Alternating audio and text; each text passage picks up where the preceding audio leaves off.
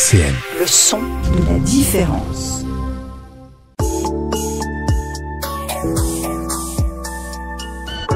Biodiversité sur RCN. En partenariat avec EPOS.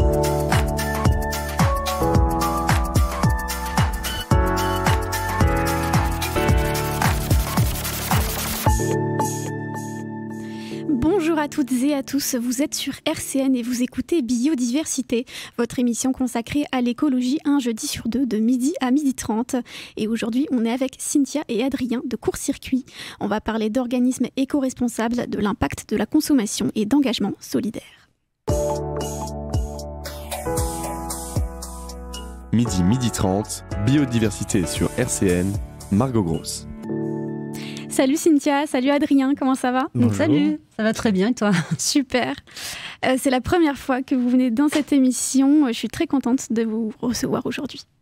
Merci de nous avoir invités. Alors dites-moi, qu'est-ce que c'est Court Circuit ?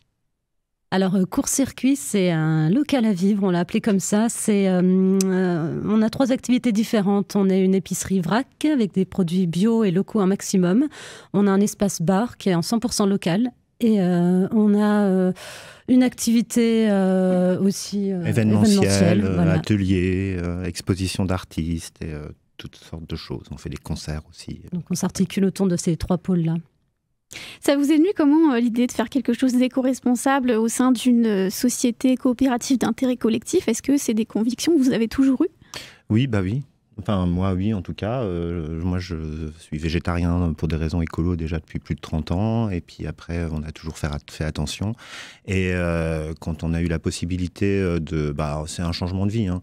Quand on a eu la possibilité d'ouvrir quelque chose dans ce lieu, on est parti sur notre mode de consommation.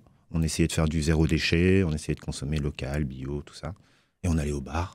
Donc on a fait un truc où ça rassemblait un peu tout ça. Disons qu'on avait du mal à trouver, nous, tous les produits qu'il nous fallait au quotidien. Donc on allait d'un côté dans des épiceries vrac pour trouver du zéro plastique. On allait dans un autre, dans les marchés pour trouver des produits locaux. Mais là, c'était pas forcément bio. Des fois, c'était emballé, etc. Enfin bref, on multipliait les lieux d'achat. Donc on a pensé aussi à faire ça pour proposer un lieu où tout est réuni au même endroit. Et alors cet organisme, il existe depuis combien de temps et comment il a été créé ? Est-ce qu'il y a eu un déclic un jour ou c'était tout un cheminement ? Comment ça s'est passé ? Plutôt un déclic, et il a été créé, ça a 2 ans en fait, et ça date surtout d'après le confinement. En fait, la période du confinement, ce local était occupé par le propriétaire de notre appartement et il partait en retraite. Donc on a cherché quoi faire du lieu avant toute chose. Et on est parti sur, je disais tout à l'heure, notre mode de consommation, notre façon de faire. Et D'accord, donc c'est vraiment le confinement qui vous a fait mûrir cette idée ?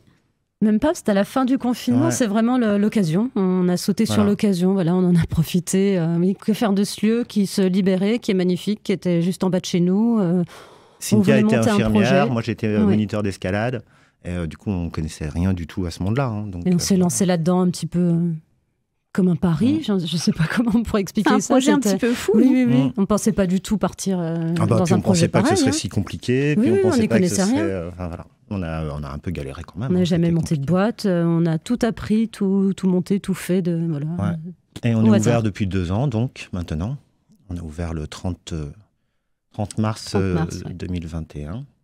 Et voilà, on axe sur la progression de l'épicerie, vachement, parce qu'on a l'impression qu'il y a plein de clients qui ne connaissent pas le vrac, qui ont l'impression que ça va leur coûter hyper cher, voilà. Et on axe sur ce développement-là parce qu'on y croit, nous, personnellement, que c'est un mode de consommation qui est vertueux et qui va se développer, quoi. Par nécessité, je crois. On parlera tout à l'heure plus en détail de votre vision de l'écologie, mais aujourd'hui, qu'est-ce que vous proposez dans ce lieu qui finalement est assez polyvalent ? Un produit dans l'épicerie, écoutez, nous on s'est vraiment axé sur les produits locaux. On est certifié bio parce qu'en fait la majorité des produits locaux qu'on a trouvés c'était des producteurs qui étaient bio. Donc, on s'est certifié bio au sein de l'épicerie. Donc, on essaie un maximum d'avoir des produits qui proviennent de moins de 200 km. Après, on ne peut pas non plus être hyper strict non plus. Si on veut attirer suffisamment de personnes, il faut qu'on puisse vivre avec tout ce qu'il y a. Donc, on a quand même élargi. Au-delà de 200 km, on prend uniquement des produits bio et éthiques. Donc, on a la traçabilité totale et voilà, on ne prend pas des produits s'il y a un doute ou si ce n'est pas clair, quoi. Pour vous, c'est important, cette transparence-là ? Eh ben, c'est ce qu'on cherchait, nous. Il y a eu nous, tellement de scandales en tant que consommateurs, ouais. déjà, c'est ce qu'on recherchait. C'est le principe de la confiance, quoi. Voilà. Voilà, chez nous... On s'est dit qu'on faisait le boulot avant les consommateurs, en fait, parce que maintenant, c'est vraiment difficile d'avoir confiance quand on va acheter des produits ou que ce soit. Donc, il y a eu tellement de scandales et de fausses informations, tout le monde est noyé. Voilà, nous, on a vraiment un point d'honneur à être complètement transparent sur tout ce qui est vendu. Et pour de vrai, on vend de tout dans l'épicerie, parce que moi, ça fait 2 ans que j'achète plus rien ailleurs. Donc, je ne vis que avec les produits de court-circuit. Ça marche. Donc, voilà. Pour revenir au vrac, c'est vrai que dans les supermarchés, on achète souvent le produit et son emballage, mais au final, on consomme que le contenu, c'est ça. Et puis même les supermarchés font aussi du vrac, mais souvent ils trichent. C'est-à-dire que nous, ce qu'on essaie de faire, c'est qu'en amont, on a des grosses quantités qu'on remplit dans des silos et pas des petits sachets pour remplir un silo. Donc on essaie de produire, nous, personnellement, moins de déchets avec court-circuit aussi. Sur le vrac, il n'y a pas d'obligation de ne pas produire de déchets. Il faut vendre en vrac aux clients. Mais nous, on essaie de ne pas produire de déchets. En plus, le minimum, on recycle les cartons, on consigne les bouteilles, on travaille avec des seaux, avec nos producteurs locaux qui remplissent. Enfin voilà, on essaie vraiment de mettre ça en place, quoi. Cette mission de réduction du déchet, c'est central dans votre organisme ? En tout cas, ça a été un des principes de base et surtout le fait de rendre ça plus simple. On avait l'impression que... parce qu'il y a un lieu de vie, parce qu'il y a une terrasse, parce qu'on peut se poser, faire ses courses tranquilles, venir faire ses courses un tout petit peu tous les jours en 0 déchet, avec quelques contenants, tu vois, plutôt que de faire des grosses courses chaque semaine. On vise beaucoup une clientèle de proximité, en fait. C'est pas hyper facile de se garer devant chez nous. Et donc, la plupart des clients qu'on espère toucher, c'est tous ceux qui habitent tout autour, quoi. Et puis les ravages du plastique, oui, là c'est juste plus possible. Enfin, nous, au départ, on consommait bio local et on triait tout, on était contents il y a quelques années. Hein. Mais en fait, on s'est vite rendu compte que nos poubelles de tri, on finissait par en avoir 3, 4, 5 par semaine, c'était n'importe quoi. On remplissait de déchets, à peine on sortait de nos courses, on remplissait nos poubelles de déchets en plastique. Et puis, il y a une émission qu'on a vue qui nous a fait un déclic, je crois, sur la façon... On était persuadés que c'était trié, mais on s'est rendu compte que ça ne l'était pas, en fait. Qu'il n'y avait pas les structures en France, qu'on trie, mais c'est pas recyclé derrière. Et ça nous a écœurés. Je dis, allez, stop, on arrête. Autant ne pas produire les déchets, autant ne pas avoir dès le départ, c'est beaucoup plus simple. On avait arrêté aussi, par exemple, les noix de cajou, parce qu'on ne trouvait pas de noix de cajou ou qui ne produisent pas des dégâts sur les personnes qui les décortiquent et tout. Et donc, on a trouvé des noix de cajou mécaniquement décortiquées et tout. Donc, on a repris ça à court-circuit. Sur plein de produits, on a essayé de trouver une alternative qui nous semble éthique et voilà. Au niveau écologique et au niveau humain, c'est important, oui, les deux. Humain aussi, oui, voilà. Donc, quelque part, votre mission, c'est aussi de vous préoccuper des conditions de travail qu'il y a derrière, c'est ça ? Ah bah oui, bien sûr, je pense que c'est lié de toute façon tout ça. Oui. Court-circuit, comme vous l'avez dit, c'est une épicerie de produits vrac, locaux et bio. C'est aussi un espace café-bar, un lieu de vie et c'est même aussi une bibliothèque à la fois ludothèque. C'était quoi l'objectif en développant un lieu comme Court-circuit qui a autant de polyvalence ? On pense aussi qu'on a... Pardon. Vas-y. On pense aussi qu'il y a une espèce de petite mission éducative justement par rapport à l'épicerie. Parce que c'est quand même une clientèle très réduite, les personnes qui vont se nourrir en 0 déchet bio local, voilà, ça touche très très très peu de monde. Et le fait d'avoir un lieu de vie où il y a des ateliers, l'espace bar, le fait de se poser, il y a une espèce d'apprentissage qui se fait au niveau de la clientèle qui est pas convaincue de ça, voilà, et qui apprend avec des autres produits qu'ils ne trouvent pas dans le supermarché où ils vont. Ça popularise notre démarche aussi, ça fait peut-être moins peur, c'est ce qu'on se dit. Hein. Les gens peuvent venir juste boire un coup au départ parce que c'est le petit bar du quartier aussi, ou venir à un atelier sans pour autant être complètement, dès le départ, être dans l'écologie au niveau de leur consommation. Mais finalement, ils apprennent, ça fait pas peur, ils appréhendent le lieu, ils se rendent compte comment ça peut fonctionner, ils posent des questions, ça va à leur rythme.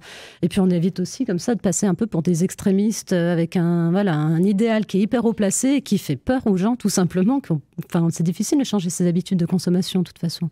Et puis on considérait aussi que le lieu a vraiment une âme. Là où on a fait court-circuit, c'est vraiment un lieu à partager, en fait, on a l'impression. Donc voilà, la bibliothèque, la possibilité de venir travailler sur la terrasse, la possibilité de... Voilà, c'était important aussi. Dans un instant, Cynthia et Adrien, vous restez avec nous sur RCN. On parlera un petit peu plus de vous, de votre vision de l'écologie et comment vous l'y appliquez dans cet organisme.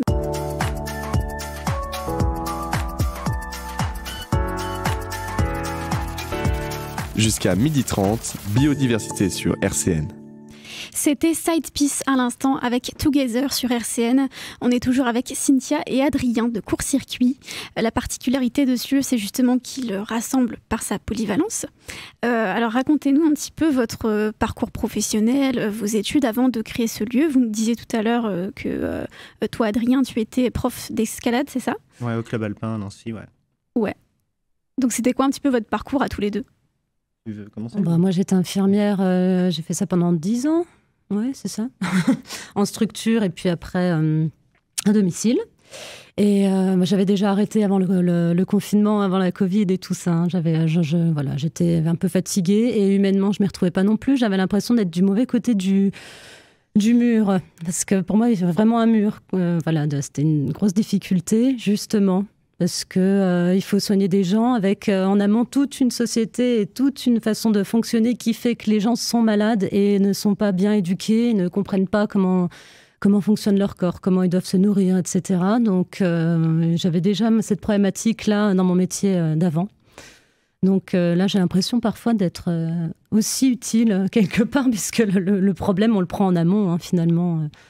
Voilà. C'est quand même un gros changement de parcours, mais on garde le côté sain, c'est ça. Le côté humain aussi, ouais. Vraiment, il est encore là, je trouve. Moi, je m'y retrouve. Et toi, Adrien ?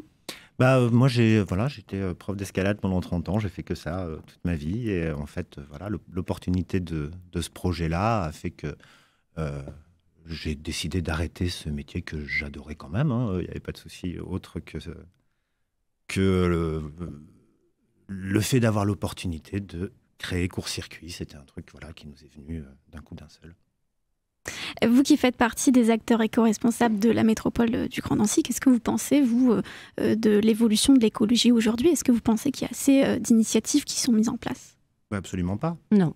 Non, il y a une urgence incroyable et je pense que la majorité de nos dirigeants ne se rendent pas compte à quel point il y a une urgence, que c'est vraiment important. Il faudrait freiner des deux pieds et personne ne le fait, On est également aussi, nous on s'adapte dans ce monde capitaliste, mais on a essayé de créer un truc un petit peu alternatif, on fait ce qu'on peut, Mais il y a plein d'alternatives qui sont mises en place par des gens comme nous, en fait, des gens d'en bas, finalement. Mais le vrai soutien, on ne le ressent pas du tout. Par exemple, quand il faut avoir des aides financières ou je ne sais quoi, en général, c'est toujours les mêmes qui peuvent se gaver, qui peuvent avoir des facilités. Et nous, on a vraiment l'impression aussi d'être dans notre petit coin, de ramer tout seul, parce que on a décidé de monter notre truc et puis on se débrouille. Et je trouve que oui, mais c'est difficile. On sortirait certainement beaucoup mieux si on vendait des produits qui viennent de loin, qui sont tout pourris et qui coûtent pas cher, et très emballés. Mais c'est pas du tout notre combat, Et vous vous êtes heurté à certaines difficultés, comme vous le disiez tout à l'heure, puisque vous n'aviez pas d'expérience dans le commerce. Comment vous avez fait pour créer Court-Circuit sans avoir cette expérience-là ? On ne savait pas que c'était impossible, alors on l'a fait. Puis on a réussi finalement. On s'est entouré, on apprend, on a appris aussi sur le tas. On a un bon réseau, on connaissait pas mal de personnes du milieu associatif aussi. Donc effectivement, nous on est une société coopérative, mais les combats, les fonctionnements sont quand même un peu similaires sur quelques points. Donc on a vraiment réussi à bien s'entourer. On a une comptable extraordinaire qui est très engagée aussi, qui nous a bien aidés dès le départ. Et puis après on se débrouille. Aujourd'hui on a commencé déjà, on a eu pas mal de sociétaires dès le départ et on est 160 sociétaires aujourd'hui. Et dans ces sociétaires-là, il y en a pas mal de gens qui ont des capacités pour nous aider et qui le font volontiers. Et puis on y va honnêtement, quand on ne sait pas, on apprend, on fait des erreurs. Pas dans une grande surface avec des trucs hyper protocolaires, hyper rodés dans le fonctionnement ou quoi. On n'est pas là non plus parce qu'on est une société coopérative. On n'est pas là pour s'enrichir coûte que coûte. Et voilà, c'est l'humain avant tout, c'est le service qu'on rend qui est là avant tout. Donc de toute façon, tant que ça fonctionne et qu'on peut être à l'équilibre, c'est très bien. Et on ne cherche pas non plus à s'en mettre plein les poches. Donc je pense que ça change tout dans la stratégie, dans notre fonctionnement, tout simplement. Puis on n'a pas cherché non plus à appliquer les règles du commerce ou les règles de machin. Il n'y a pas besoin. On a fait un peu à notre sauce, quoi. Et alors, quels événements vous mettez en place chez Court-Circuit? Je crois savoir qu'il y a notamment des ateliers ce jeudi et samedi en préparation. Est-ce que vous pouvez nous en dire un petit peu plus? Alors, demain, il y a quoi? Alors, demain, on a... Ce soir, parce qu'on est jeudi. Ce soir, il y a Laura qui vient couper les cheveux. Voilà. Elle va venir régulièrement, je ne sais plus si c'est 1 fois ou 2 fois par mois à partir de ce mois-ci, du mois de juin, oui. Donc c'est plutôt sympa. Voilà, les gens peuvent venir faire leurs courses, boire leur petit apéro, se faire couper les cheveux. Encore une fois, le lieu de vie, c'est super complet. C'est vraiment un bonne humeur et bon enfant. Et samedi, on a un atelier pour les enfants. Oui, alors ça s'appelle Nos vies bas carbone. C'est un atelier famille et enfants à partir de 8 ans, justement pour trouver des leviers pédagogiques avec les enfants pour diminuer le bilan carbone au quotidien. En fait, tous les petits gestes qui sont possibles de faire, voilà, comment on peut prendre conscience de ces déchets, des gestes à faire, etc. D'accord, donc et toujours... Ceci dit, on a ces 2 événements-là cette semaine, mais on a une variété incroyable d'événements. Ça va du tatouage à l'atelier floral, à l'école d'écriture, de poésie, de slam. Il y a plein de choses. C'est très divers. Varié. Parce que on ne le cherche pas. C'est des gens qui viennent aussi nous proposer. Est-ce que je peux venir faire ça chez vous, tout. Donc, nous, on accepte à partir du moment où c'est bien, c'est bon enfant, c'est humain, que ça rentre dans nos critères, c'est parti. Et que les gens aussi ont besoin d'un lieu pour s'exprimer, quel que soit le moyen d'expression. Même au niveau artistique, depuis qu'on a ouvert, on se rend compte que il y avait vraiment un gros manque à ce niveau-là, au niveau de la vie artistique. Et mine de rien, les artistes ont aussi un message à faire passer, ils sont politisés, ils font pas ça pour faire des choses juste belles, et ils ont aussi du mal à trouver des lieux où ils peuvent s'exprimer librement. Donc nous aussi, c'est un point d'honneur là à les accueillir et à jamais les censurer d'ailleurs. Et on retrouve cette dimension pédagogique, c'est ça? Aussi, bien sûr. 12h30, biodiversité sur RCN, Margot Gross. C'était Biclo et Oli avec Dernière à l'instant sur RCN. On est toujours avec Cynthia et Adrien de Court-Circuit.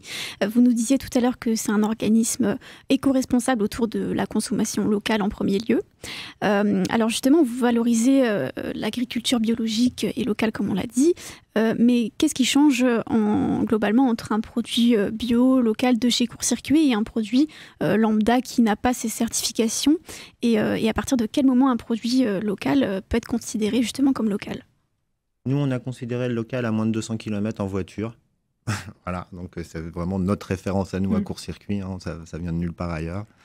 Et on travaille aussi avec, du coup, on vend des produits non bio en local, avec des producteurs qu'on connaît, on sait qu'ils font du travail bien. La certification bio, c'est pas du tout une obligation. Nous, ça nous a été plus ou moins imposé par le nombre de références bio qu'on a.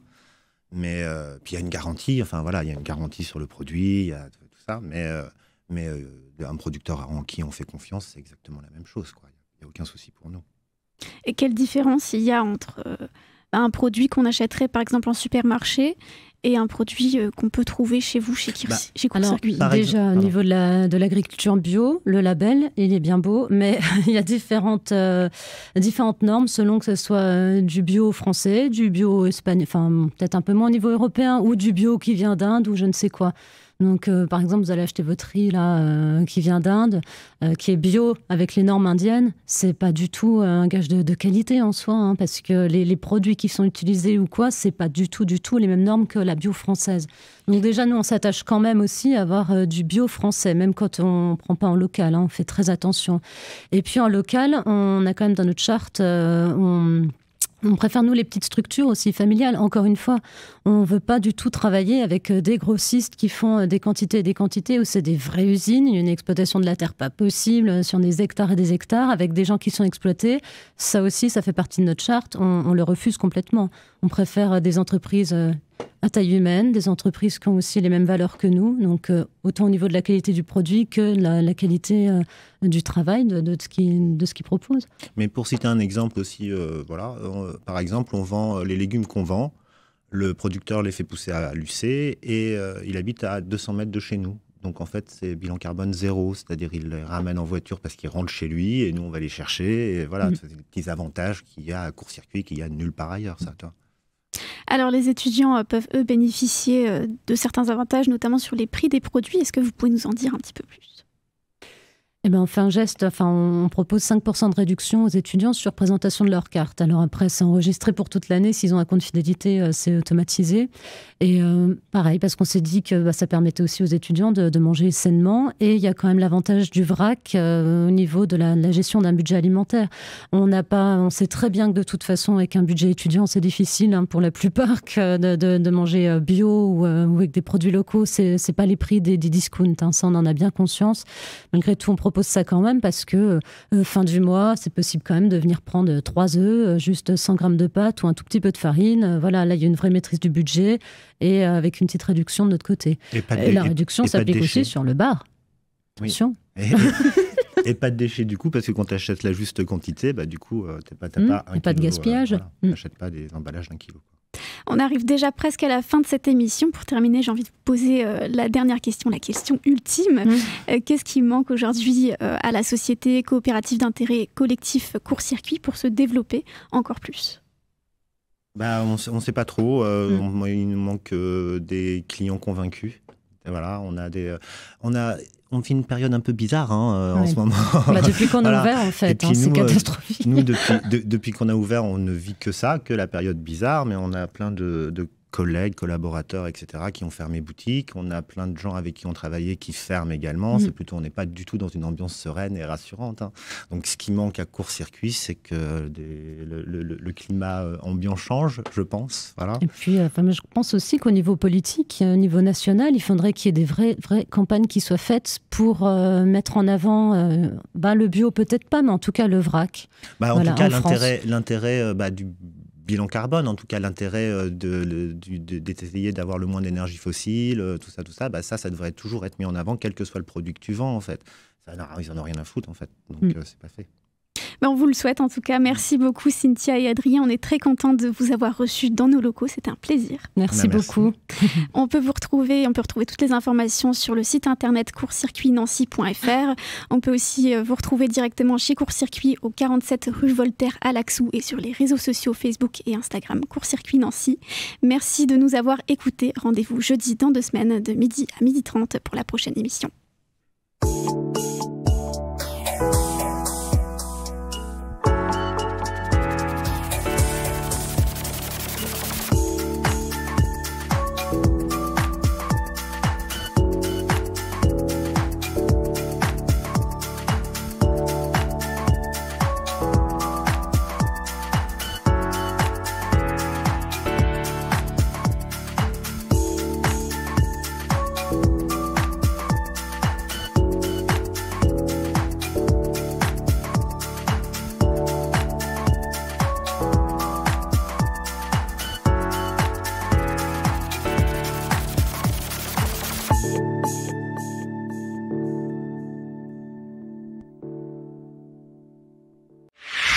RCN, www.rcn-radio.org